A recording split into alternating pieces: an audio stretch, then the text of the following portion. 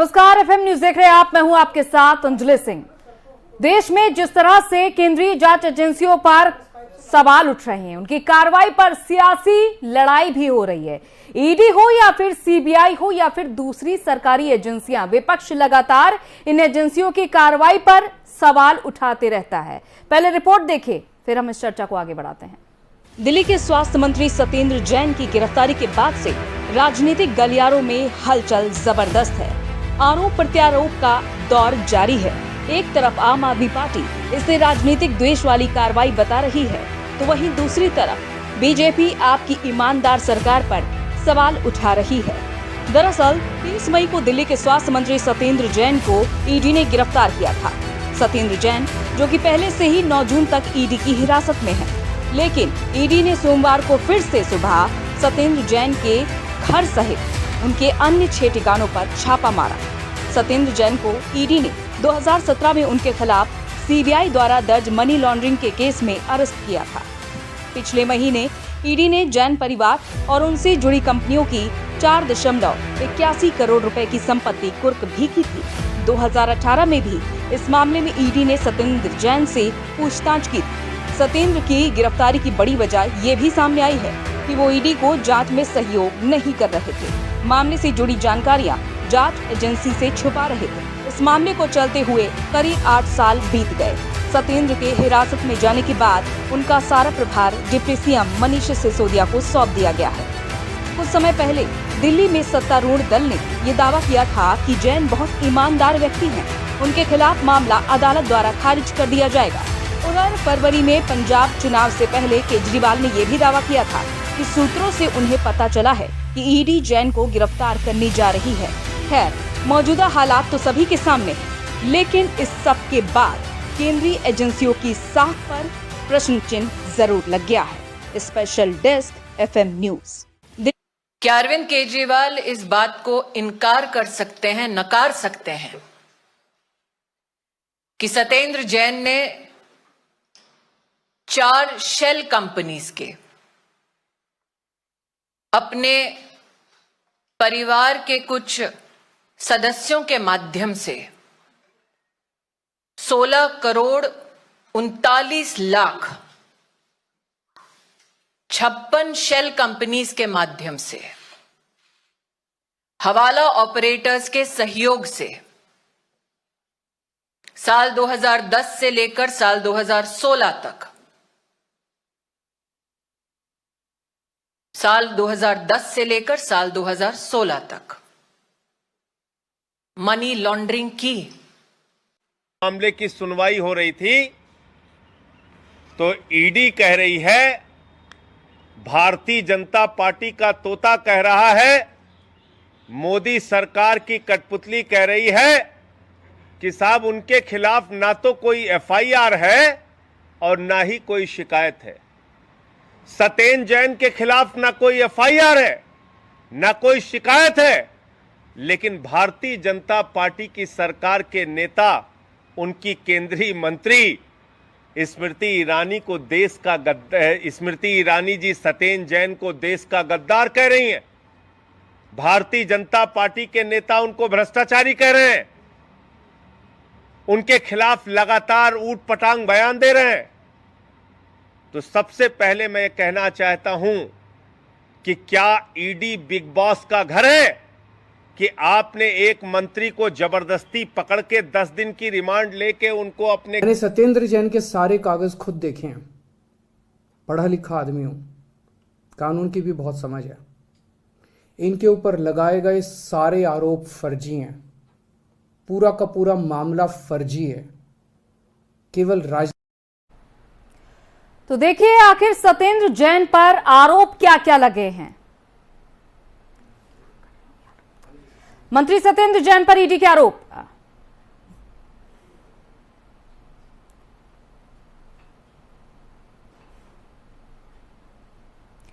तो जैन ने कोलकाता के एंट्री ऑपरेटर को कैश भेजे, वहां से शेल कंपनियों के जरिए 4.18 करोड़ रुपए मिले और इसमें जैन ने जमीन खरीदी और कर्ज चुकाया।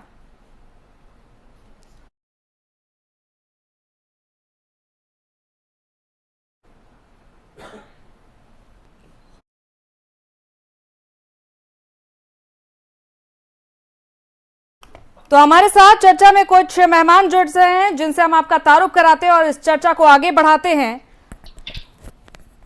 बीजेपी विधायक अजय महावर जी हमारे साथ जुड़ चुके हैं और आप प्रवक्ता कैप्टन शालिनी सिंह जी हमारे साथ जुड़ चुकी हैं। आप दोनों का इस चर्चा में बहुत बहुत स्वागत है।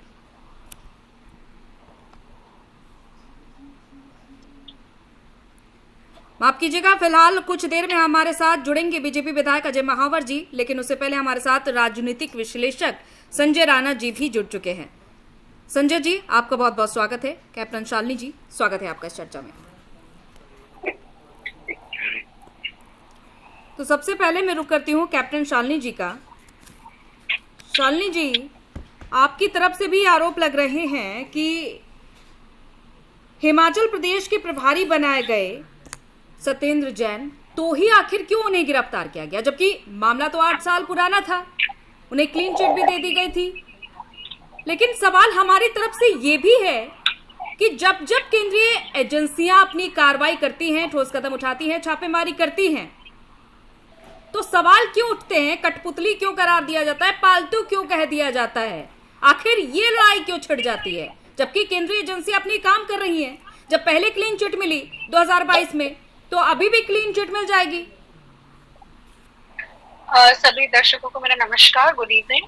देखिए, जो कहा जा रहा है वो गलत नहीं कहा जा रहा है कि आम आदमी पार्टी के नेता, आम आदमी पार्टी के मंत्री देश के हित के लिए काम कर रहे हैं और देश की बढ़ोतरी के लिए काम कर रहे हैं। और भारतीय जनता पार्टी या केंद्रीय सरकार का क्या काम है कि हर तरीके से आम आदमी पार्टी को परेशान करना, उनके नेताओं को परेशान करना, कार्यकर्ताओं को परेशान करना।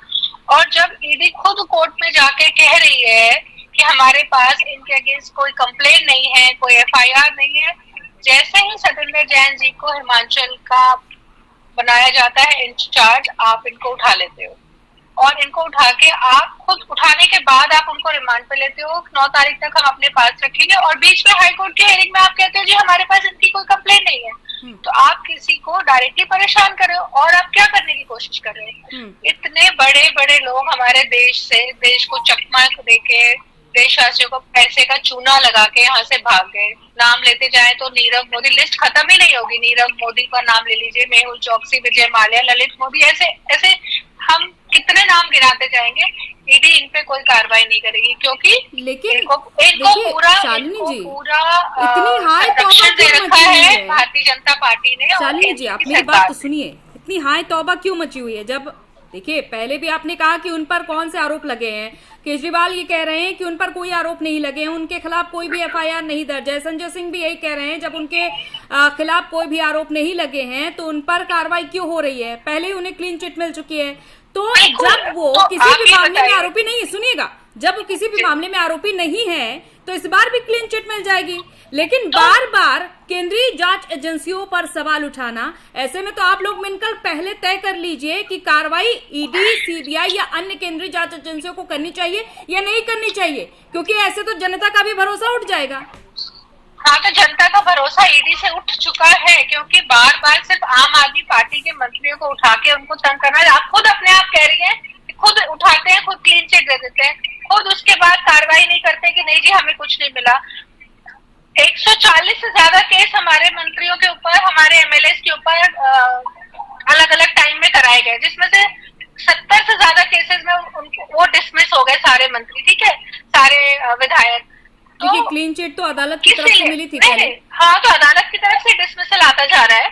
और सत्येंद्र जैन जी को उठाना या आज जो उनके घर पे कार्रवाई की गई है या जो की जा रही है, ये ओपन हैरेसमेंट है, परिवार को परेशान करना। सत्येंद्र जैन, अगर आपको कोई पूछताछ करनी है, आप वो एक हेल्थ मिनिस्टर हैं दिल्ली के, एक सम्मानित मंत्री पद पे हैं वो, आप उनको इस तरह से एक भ्रष्टाचारी और करप्ट और हर तरह का टैग, देशद्रोही का नाम देके आप उनको उठा के ले जाते हैं। उसके बाद यूनियन मिनिस्टर बैठ के फर्जी प्रेस कॉन्फ्रेंस करके गलत आंकड़े बताती है। तो ये इस तरह से खाली आम आदमी पार्टी के मंत्रियों या उनके नेताओं को, विधायकों को क्यों परेशान किया जा रहा है?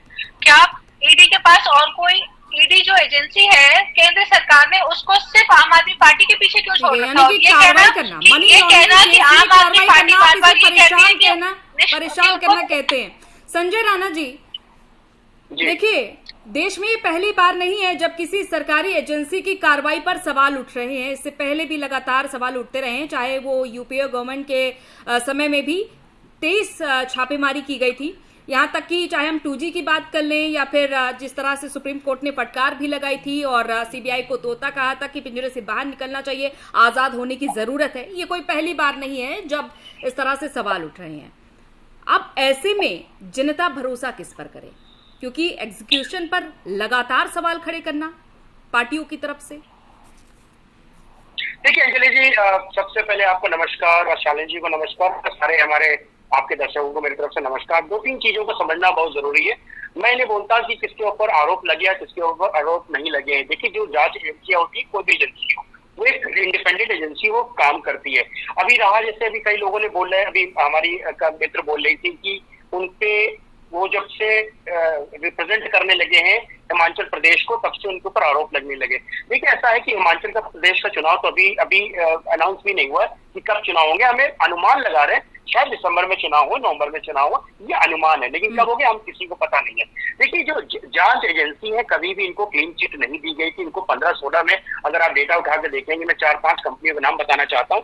जे आइडियल हो गया, प्रयास हो गया, इंडो मेटल हो गया, इंपैक्ट की बात करो, अनकीर्ति डेवलपमेंट प्राइवेट लिमिटेड, जो इनकी वाइफ ओन करती है, तकरीबन 4.81 करोड़ रुपीस की इनकी कुर्की हुई थी, जो इलीगल तरीके से। अब देखिए, जब जांच एजेंसी जांच करती है तो वो कभी एफआईआर नहीं लॉन्च करती, पहले एफआईआर जांच करने के बाद लॉन्च की जाती है। अभी ये एजेंसियों के फ्रॉम 31/9 तक एजेंसियों के साथ रहेंगे, एजेंसी इनसे पूछताछ करेगी और इंटरोगेट कर सकती है। अभी कल ही उन्होंने एक कोर्ट में जाकर के हाई कोर्ट गए थे, उन्होंने बोला कि भाई हमें वकील चाहिए, तो योगेश, जो जस्टिस योगेश, उन्होंने मना कर दिया। उन्होंने बोला भाई जरूरत नहीं है, ये आपके रिकॉर्डिंग की कोई जरूरत नहीं, ऐसा कोई थ्रेड नहीं है। हम कहते हैं कि एक सम्मानित नेता है, इनको अगर इनके ऊपर कोई आरोप लगते हैं तो हमें लगता है आम आदमी पार्टी को खुल के बोलना चाहिए, ठीक है आप आरोप लगा रहे हो तो आप प्रूफ कर दो, आप चीजों को सामने ले आओ। देखिए, आरोप के 2 कारण है। जो संपत्ति खरीदी गई, जो हवाला कांड की बताया गया, संपत्ति जो दिल्ली में खरीदी थी तकरीबन 200 बीघे है, तो जांच घूम फिर करके उस पे आ रही है। इस वजह से सारे लोग, हम हो सकता है हमारे आप पार्टी के लोग परेशान हो।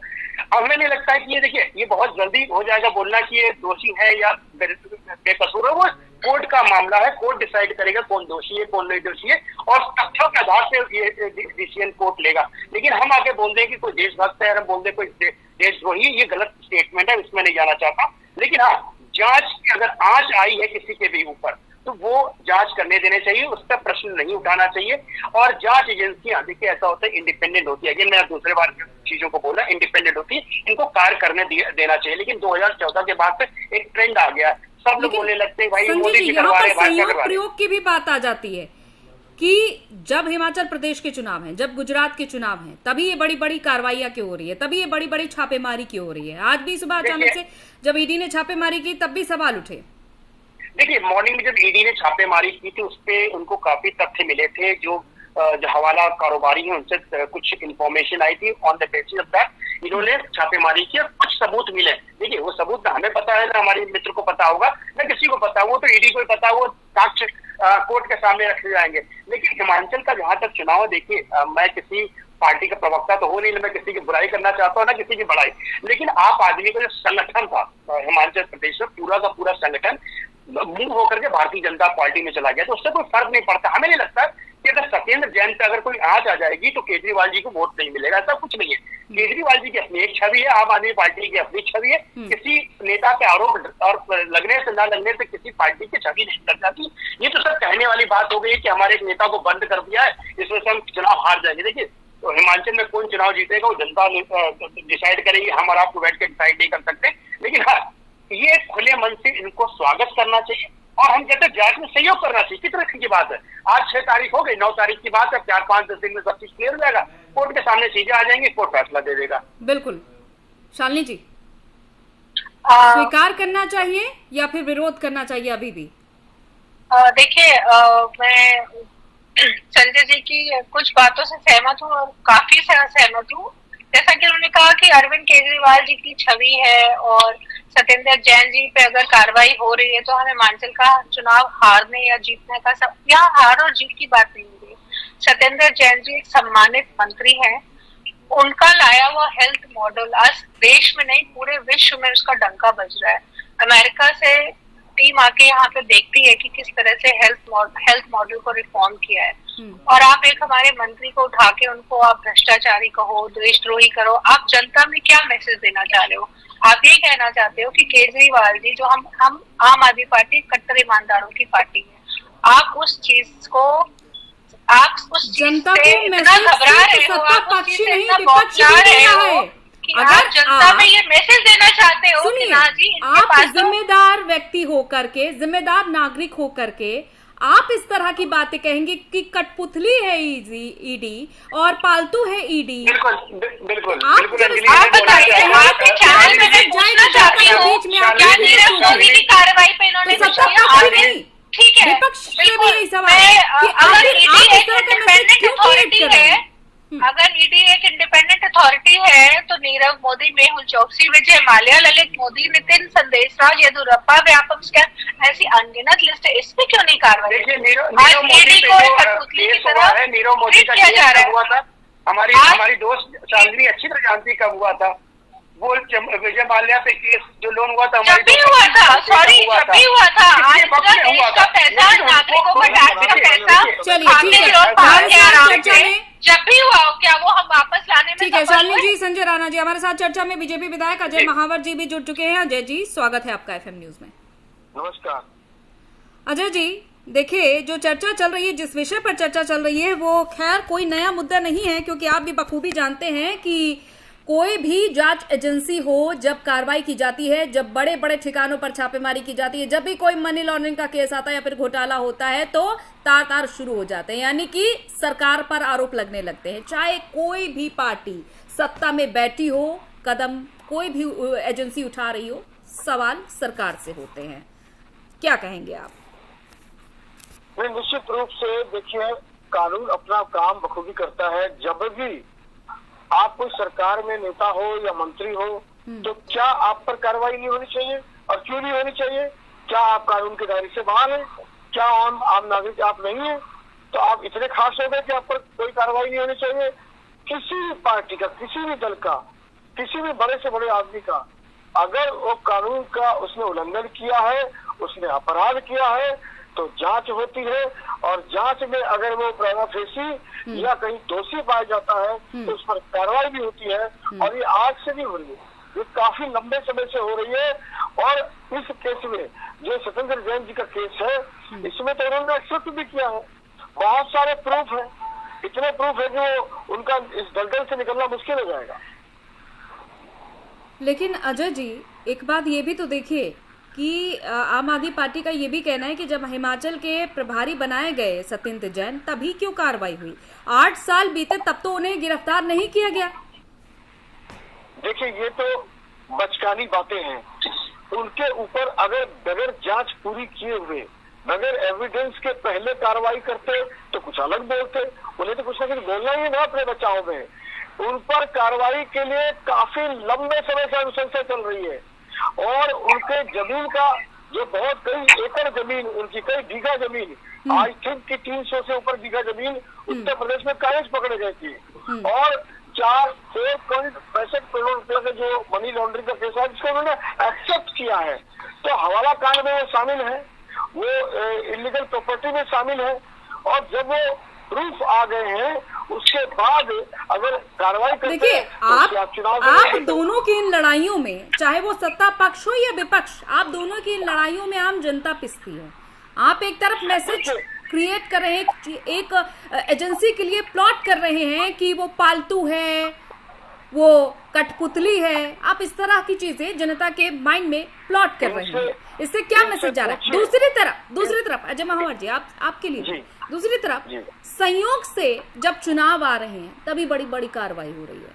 और देखिए, चाहे हम पिछले सरकार की बात कर ले, जब यूपीए गवर्नमेंट थी, तब भी बड़ी कार्रवाई हुई, तब भी छापेमारी की गई, तब भी सवाल उठते रहे, और सुप्रीम कोर्ट ने भी फटकार लगाई थी, सीबीआई को तोता कहा था, पिंजरे से निकलना चाहिए। और इसके बाद 8 साल के अंदर अंदर, जब से मोदी गवर्नमेंट आई, तब से 8 साल के अंदर अंदर तो रिकॉर्ड टूट गए। देखिए, जितने भी ईडी ने छापे मारे हैं, सब में बड़ी से बड़ी रकम भी मिली है, और सब में लगभग एक भी आदमी छूटा नहीं अभी तक। एक बात दूसरी बात, ये तोता कठपुतली इनसे पूछिए ना, पंजाब में क्या किया इन्होंने, वो बग्गा के पीछे लगा दिया।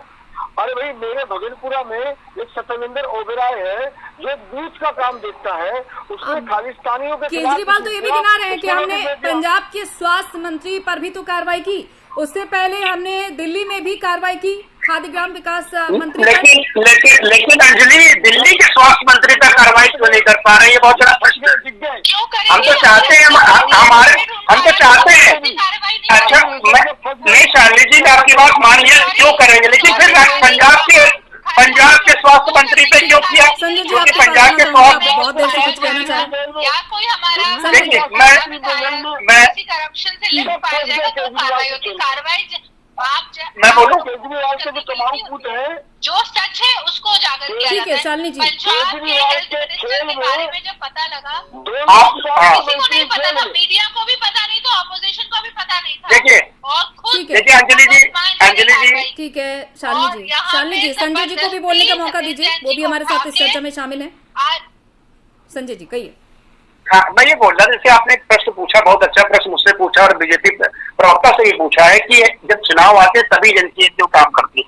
देखिए, चुनाव जो है हमारे देश में उत्सव की तरह है, रोज चुनाव होते हैं, हर 6 महीने में चुनाव होते हैं। मैं बता दीजिए कि फिर तो 5 साल एजेंसियां काम ही नहीं कर पाएंगी, कहीं ना कहीं 6 महीने में चुनाव है। अभी मान लीजिए हिमाचल में, उसके बाद गुजरात में, उसके बाद कहीं और हो जाएगा। तो ये एजेंसियां काम कम करेंगी, नंबर 1। नंबर 2 पे हम आते हैं। देखिए, इन्होंने बहुत अच्छा कहा, केजरीवाल ने बोला कि उन्होंने स्वास्थ्य मंत्री पंजाब की, तो उसने तुरंत कार्रवाई कर दी। भैया, उसके पास सबूत तो भी दिखे नहीं थे कि उसने किया या नहीं किया। वो एक क्या होगा कि जांच का विषय है, उससे करना चाहिए। उसी तरह सत्येंद्र जी का भी एक मैटर है, वो जांच का विषय है, लेकिन इनको मंत्री पद से नहीं हटाया है। देखिए, ऐसा होता है कि मंत्री पद से कैसे हटा दोगे, क्योंकि एक इंटरेस्ट होता है आदमी का।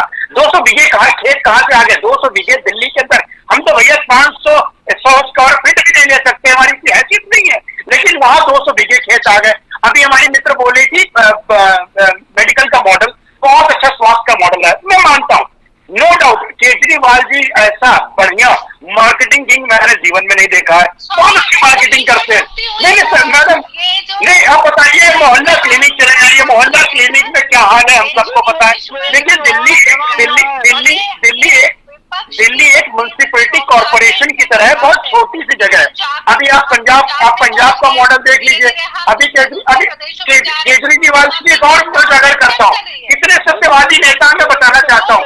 भाई, सेंट्रल गवर्नमेंट ने फेज 2 के हिसाब से 150 इलेक्ट्रॉनिक बसें दिया, और केजरीवाल कि सत्येंद्र जैन पूरी तरीके से बेगुनाह है, जितने भी उन पर आरोप लगाए जा रहे हैं सभी फर्जी हैं, यहाँ तक कि संजय सिंह को अंजलि जी, एक तोमर इनके मंत्री हुआ करते थे, कानून मंत्री, आपको याद होगा अंजलि जी, कानून मंत्री तोमर जी हुआ करते थे, उसके लिए लोग बोलते थे बहुत ईमानदार है, बहुत ईमानदार है। 1.5 महीने तक टीवी डिबेट मैंने देखा था, 1.5 महीने तक हर आदमी ईमानदारी की कस्में खा रहा था, लेकिन वो कहाँ चले गए, अंत में क्या हुआ उनका हम सबको पता, उसमें हमें नहीं जाना है। मैडम, आपको शालिनी जी, आपको समझने की जरूरत है, ईडी इन्वेस्टिगेशन करता है, FIR नहीं होती है, पहले इन्वेस्टिगेशन होता है। सीबीआई और ईडी, अगर ये एजेंसियां काम करती हैं, अगर थोड़ा न्याय की चीजें भी सुन लीजिए, थोड़ी न्याय की बातें, कानून की बातें सुन लीजिए। राणा जी, शालिनी मैं कुछ कहना चाहता हूँ, बोलने का मौका दीजिए। मैं भी कुछ कहना चाहता हूँ। 2 मिनट में अपनी बात, 2 सेकंड में अपनी बात खत्म करूंगा, ज्यादा लंबा नहीं खींचूंगा।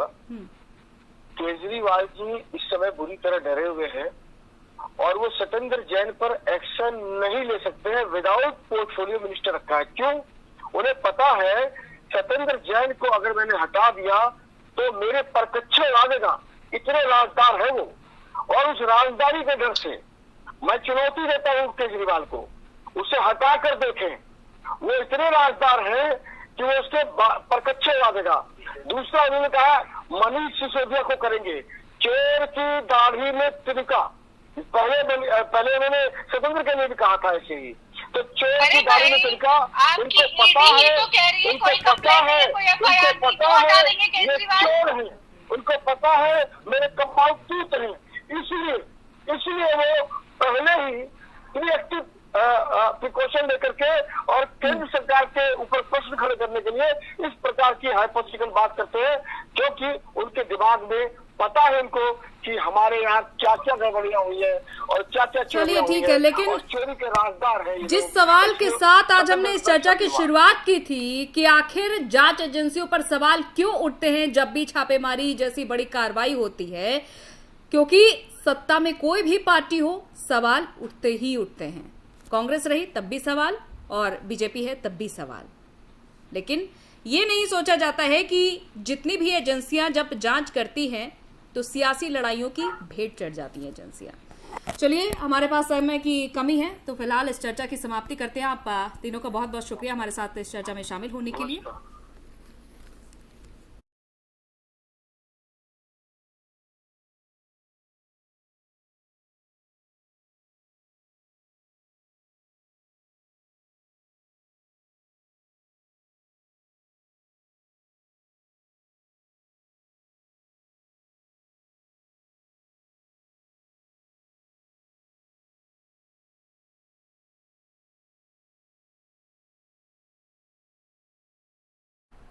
तो देश में कोई भी जब भ्रष्टाचार का बड़ा मामला सामने आता है, जब एजेंसियां कार्रवाई करती हैं, तो आखिर सियासी लड़ाई क्यों शुरू हो जाती है।